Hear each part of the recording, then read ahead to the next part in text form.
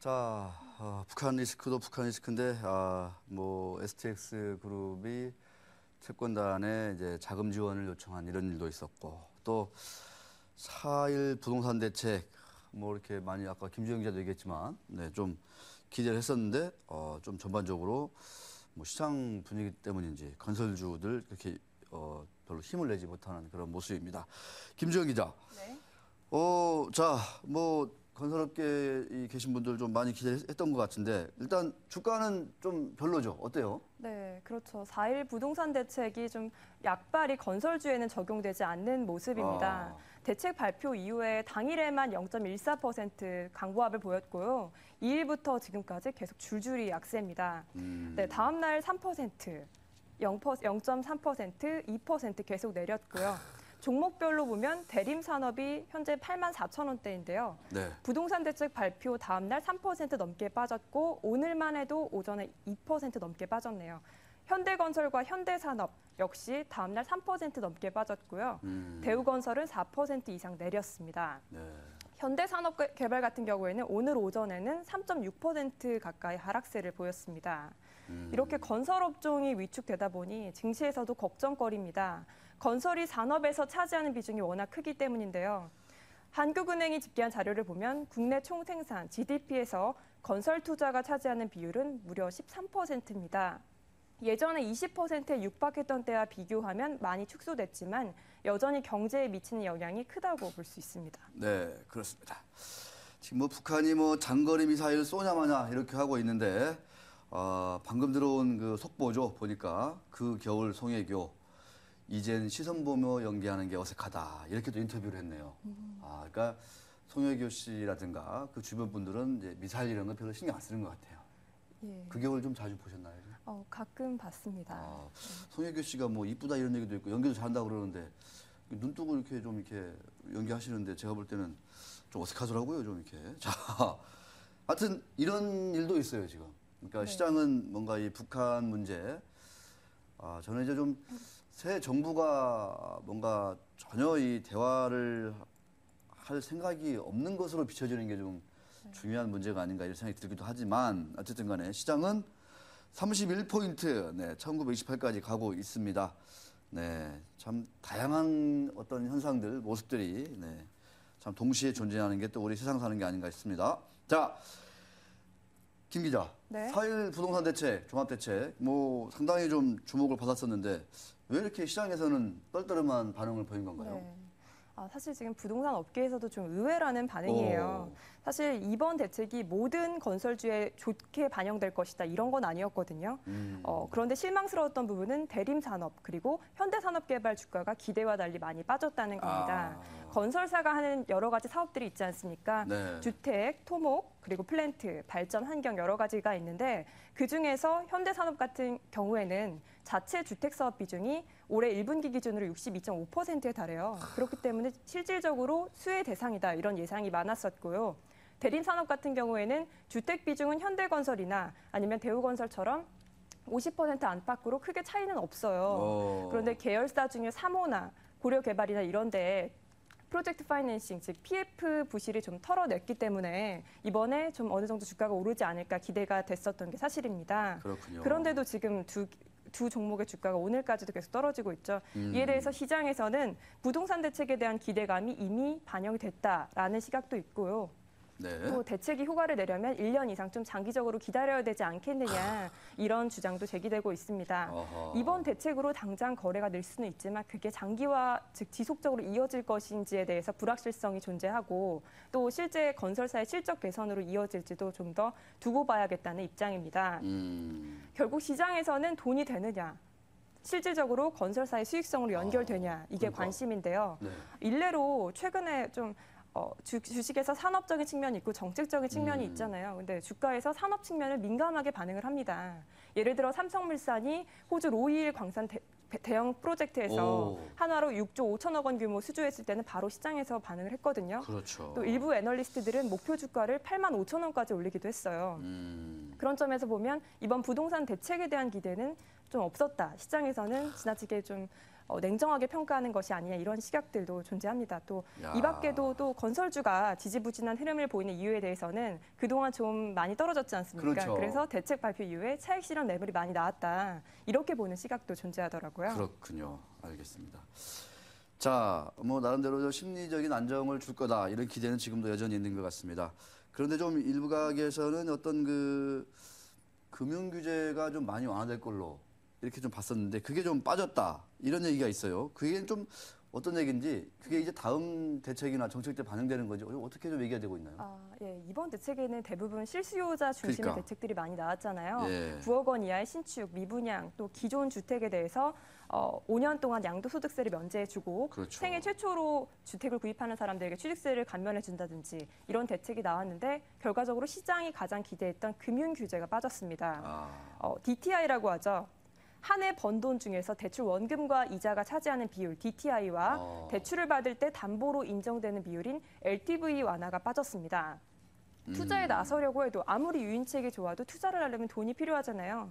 그렇지 않으면 거래 활성화로 당장 이어지지 않을 가능성이 크다는 점에서 건설주는 이번 대책을 좀 냉정하게 평가한 것 같습니다. 네. 금융위원회 어떤 관계자는요. 네. 이번에 이 부동산 종합 대책이 나오기까지 굉장히 많은 토론을 했을 거 아닙니까? 그럼에도 불구하고 정부의 금융 건전성을 유지해야 한다는 방침이 확실히 섰다라고 볼 수 있기 때문에 네. 앞으로도 몇 년간은 금융 규제 완화는 없을 것이다 이렇게 얘기를 하더라고요. 그렇습니다.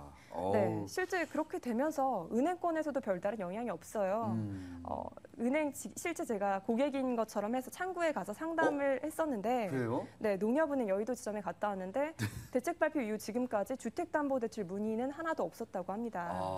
네, 당장 뭐 최근 들어서 주택담보대출 비중이 크지는 않았는데요. 그러니까요. 얼마 전에 취득세 감면 연장할 때만 해도 은행에서 뭐 대출 비중이 큰다든지 그때는 영향이 있었거든요. 맞아요. 아하. 한 건도 대출 상담이 없더라. 예. 야, 이건 참 아직도 이 시장이 좀 얼어붙어 있다. 이런 거를 좀 대변하는 것 같습니다. 그런데 이제 이번 실수요자 중심의 대책이라고 하면서 동시에 이제 거래를 좀 늘려보자 이러면서 취득세, 양도세 이런 거를 많이 좀 이렇게 풀어줬거든요. 뭐 감면도 예, 많이 그렇습니다. 시켜주고. 자, 가격은 좀 차치하고라도 거래가 늘 조짐이라도 좀 어떻게 좀 감지가 되나요? 어떻습니까? 예, 분양 시장에서는 조금 꿈틀꿈틀하는 거는 좀 모습이 보이고 있습니다. 이 때문에 그동안 쌓였던 매물 일부가 소화될 것이라는 기대감도 나오고 있는 이유인데요. 부동산 대책 발표를 앞두고 단기적으로 투자를 미뤄왔던 계층이 있잖아요. 그들 중심으로 관심이 급증하고 있습니다. 대표적으로 미분양 대표 지역이었죠. 동탄 네. 이 신도시 그리고 위례 신도시 이런 지역에서는 분양사무소, 견본주택 이런데 이제 많은 사람들이 와서 내방객이 평소보다 2배 가까이 늘었다고 하네요. 네, 정부가 9억 원 이하 전용 면적 85제곱미터 이하의 신규 미분양 주택을 구입하거나 주택을 한 채 보유한 가구라도 올해 말까지 이런 주택을 구입하면 양도소득세를 면제해 주기로 했잖아요. 네네. 이 때문에 신규 분양을 앞두고 있는 지역 그리고 미분양 지역을 중심으로 분양 문의가 계속해서 늘고 있습니다. 네. 당장 시장에서. 계약을 하지는 않더라도 오호. 전화를 한다든지 가서 어떤 집이나 보고 오자 이런 고객들이 많은 거죠. 약 올리는 전화는 별로 없나요? 네, 죄송합니다. 예. 자, 분양 시장에서 좀 이렇게 이게 가격이 좀 빠졌는지 아니면 좀 정말 좀 세금이라든가 이런 지원을 볼 때 좀 살만한 건지 이런 좀 문의는 있다 이런 얘기입니다. 아, 동탄 신도시 이런 데도 예. 여기 정말 그 미분양이 좀 많았죠. 네. 네. 그런 좀 상당히 좀 침체된 지역인데 그나마 조금은 희소식인 것 같네요. 예. 자, 또 하나 이제 포인트 우리가 지켜봐야 될 거는 경매 시장입니다. 어떻습니까, 경매 시장? 네, 경매 시장에서도 조금씩 꿈틀거리고 있습니다. 어. 수원, 성남, 의정부, 고양 이런 데 보면요. 법정에서 대책 발표 이후에 경매 아파트 평균 낙찰가율이 81.5%를 기록했다고 합니다. 오호. 낙찰가율은 감정가 대비 낙찰가 비율이죠. 네. 이런 낙찰가율이 1분기에 70%였는데 10%포인트 넘게 상승한 겁니다. 이야. 또 이 밖에도 수도권 전체의 낙찰가율도 지난달 76%였는데 77%로 소폭이나마 오름세를 보였습니다. 일부 지역에서는 시세 변동도 있었어요. 대표적인 또 일부 주민들에게 좋았던 대책이 리모델링 규제 완화잖아요. 제가 여기 실제로 갔었습니다. 신도시. 예, 분당 쪽에 있는 느티마을 아파트라고 3년 전부터 리모델링 추진했던 아파트에 다녀왔는데 주민들은 거의 플래카드 붙여놓고 환호하는 분위기였죠. 네, 이미 그래서 그 일대에 있는 아파트는 시세에 벌써 반영이 됐더라고요. 리포트도 재미나게 하시던데요, 보니까. 예, 조금씩 오르고 있는 상황인데요. 어. 정부가 15년 이상 오래된 노후 아파트의 수직 증축, 이른바 층수 올리기 리모델링을 허용하기로 하면서 사업성 개선에 대한 기대감이 높아졌습니다. 수직 증축이라고 하면 좀 어렵잖아요. 어렵죠. 많이 네, 어려워요. 한마디로 위로 올릴 수 있다는 거예요. 층수를 올리는 거죠? 예, 기존에는 아파트의 그 옆면 또는 앞뒤로 좀 뚱뚱하게 늘릴 수 있었는데 뚱뚱하게. 실제 가보니까 동과 동 사이의 간격이 너무 좁아요. 못 넓히죠. 네, 넓힐 수가 없고 맞아. 아파트 내 관리사무소 옆에 이런 데 여유 땅 있잖아요. 아. 거기에는 채로 할 수가 있었는데 사실상 그쪽도 그렇게 넓지가 않아서 리모델링의 의미가 사실상 없었습니다. 근데 이번에는 위로도 올릴 수 있게 되면서 리모델링을 할 때 드는 분담금을 조합원들이 좀 완화될 수 있고 분담금이 네. 결과적으로 수익성 개선에 대한 기대감이 높아졌고 여기에 또 지금 시세까지 좋아지고 있으니 이들 주민들은 입장에서는 되게 긍정적이라고 할 수 있겠죠. 알겠습니다. 네. 자, 경매 시장의 조금 그 낙찰가율 70%에서 80%로 예. 상당히 좀 의미 있는 변화가 아닌가 싶습니다. 며칠 사이의 변화인 것 치고는 의미가 있다고 봐야죠. 그러니까요. 상당히 의미가 있습니다. 자, 고층으로 위로 올릴 수 있다. 글쎄요, 위로 올리면 뭐 안전하냐 이런 얘기가 있던데 어쨌거나 네, 입주민들한테는 좋은 소식임에 틀림이 없는 것 같습니다. 네. 기대감이 좀 높아지는 거겠죠. 자, 끝으로 그런데 이번 4.1 종합대책 중에 많은 부분이 민주당과 잘 좀 협의를 해서 국회를 통과해야 돼요. 특히 이제 네. 세금 문제 같은 거, 세제 같은 거 예. 많이 좀 통과를 해야 되는데 어떻습니까? 지금 그 민주당의 입장이라든가 또 좀 약간 좀 시기별로 뭐 상반기에 좀 통과해야 될 것도 있고 뭐 아니면 좀 늦춰지는 것도 있고 한데 전반적으로 어떤 입법화라든가 실제 이제 집행이 될 때까지 좀 넘어야 될 벽이랄까 이런 것도 네. 있는 것 같은데 네. 좀 잘 얘기가 되고 있는지 좀 어떻게 좀 우리가 좀 네. 봐야 될까요?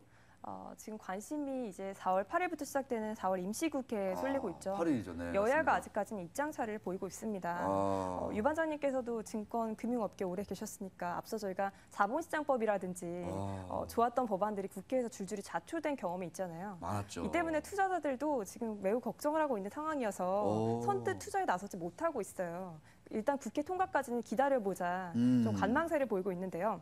4.1 부동산 종합대책이 시행 시기를 놓고 또 의견이 분분합니다. 야.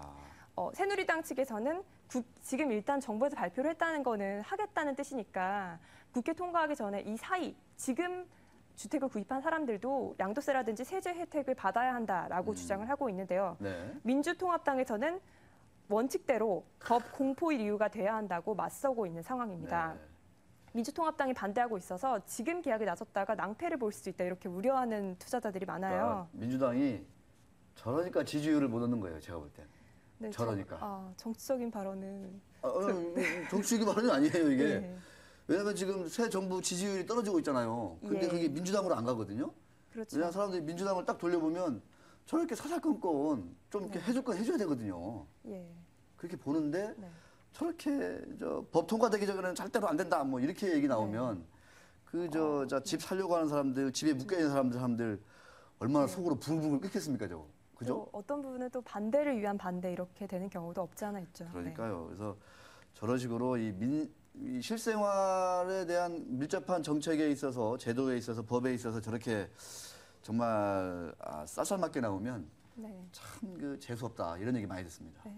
우리가 그런 얘기도 많이 해요, 사실상. 예. 살다 보면 그죠? 예. 네, 그렇습니다. 물론 이제 저 원칙에 입각해서 법과 원칙에 입각해서 뭐 세금을 제대로 걷고 뭐 이런 것들은 뭐 중요하지만 네. 또 때가 때인 만큼 정치적인 판단은 또 다르야 되는 게 또 정치인들의 입장인 것 같은데 그런 것들이 좀 아쉽다는 거죠, 저는. 예. 그렇습니다. 네. 근데 자. 민주통합당에서 이번에 반대하는 것 중에 하나는 또 일리가 있어요. 어떤 거요? 네, 양도소득세 형평성 논란이 일고 있잖아요. 이번에 양도소득세 감면 대상에는 9억 원 이하이면서 전용 면적이 85제곱미터 이하여야 그거 되잖아요. 예, 맞아요. 그런데 어, 예를 들어 강북이라든지 강남에, 맞아, 수도권에 있는 4억 원에서 5억 원 되는데 전용 면적은 100제곱미터 넘고 이러면 혜택을 받을 수 없잖아요. 저희 집도 그래요, 사실은. 네, 이런 면에서 그래요? 예, 억울합니다. 억울하고 네, 이런 측면에서 볼 때는 너무 강남에 있는 사람들을 위한 특혜가 아니냐.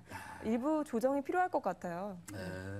저 얘기 저도 저거 딱 보니까 약간 좀 허점이더라 싶더라고요, 저거. 예. 네. 또 불공평하다 이런 얘기 나오면 또 이제 네. 또 이 민초들 또 열받는 거 아니겠습니까? 또 예. 그렇습니다.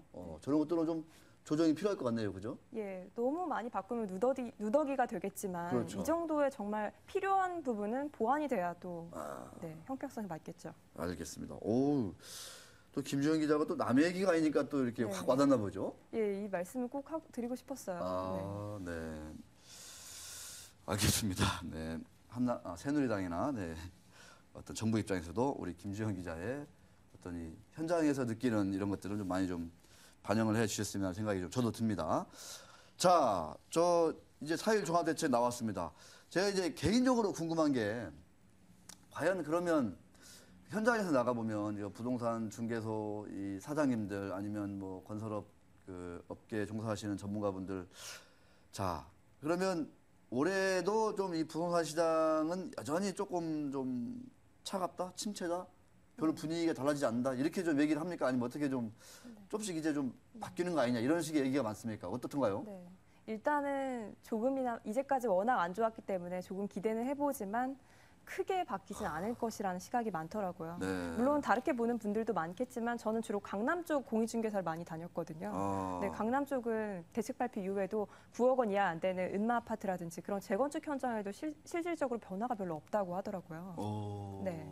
뭐 계약을 말하는 게 아니라 문의 전화라든지 방문 음. 상담 등이 있을 수 있잖아요. 근데 예상 외로 크게 동요하진 않았다고. 그런 것도 없다고. 네, 그런 의견을 너무 전해주시더라고요. 조용하군요. 예. 알겠습니다. 자, 뭐 건설 주식들도 그러면 당분간은 조금 네. 뭐 이렇게 별로다 이렇게 봐야 될까요? 건설 주식 같은 경우에는 한 종목을 집어서 얘기를 하자면요. 네. 이제 국내 이제 부동산 정책 이슈는 나왔잖아요. 이제는 또 다른 우리가 또 기대하고 있는 해외 수주에 좀 주목을 할 필요가 있는데 얼마 전에 삼성물산 호주 로일 광산 프로젝트 딴 것처럼 그렇죠. 어느 종목이 어느 수주 앞두고 있는지 이런 거를 좀 워치하실 필요가 있을 것 같은데요. 야. 네. 뭐 해외 수주 같은 경우에는 GS 같은 경우 2014년 하반기부터 좀 회복될 것이라는 전망이 많거든요. 네. 왜냐하면 해외에서 단가가 많이 떨어졌다가 2011년 하반기, 2012년 초반부터 좀 회복이 됐는데 통상 해외 수주 같은 경우에 그게 실적으로 반영되기까지 3년 정도 걸리는 걸 고려하면 네. 2014년 하반기부터는 실적 개선이 반영이 될 것이다 이런 전망들이 많더라고요. 알겠습니다. 오, 김주영 기자가 GS건설 얘기하니까 저도 한번 이따가 오후에 한번 좀 시간이 날 때 한번 들여다봐야 될 것 같습니다. 자, 김주영 기자와 함께 더 재미난 코너라고 스스로 평가하고 있죠. 탐험 시간으로 떠나보도록 하겠습니다.